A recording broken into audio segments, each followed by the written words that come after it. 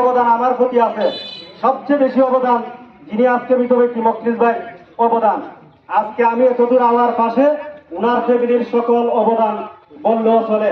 পাশাপাশি অনেকেই জানেন, অনেকে বলছেন যে গ্রুপ নাম্বারের শুধু ছেলে আমি, আসলে কিন্তু উনার ছেলে আমি না, উনার ফ্যামিলিরও আমি, কিন্তু আমার রক্ত না হইলে একবারে রক্তের চাইতে বেশি সম্পর্ক। ওনারা এখনো আমার যে মায়া করেন, আজকে কিন্তু আমার মখলিস ভাইয়ের জবান অচল, আমার জবান হলো সচল।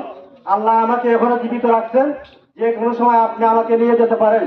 তাই আমি আমার জবান দ্বারা আমার এই মখলিস ভাই চলচালনে যদি কাহারও কোনো মনে আঘাত দিয়ে থাকেন, ভুল উনার জীবনে আমার জানা মতে নাই, তারপরও মানুষ মাত্র ভুল থাকে।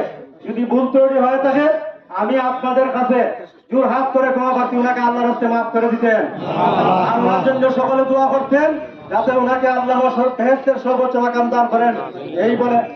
এই বলে আমি আমার বক্তব্য শেষ করলাম। আসসালামু আলাইকুম ওয়া রাহমাতুল্লাহি ওয়া বারাকাতুহু।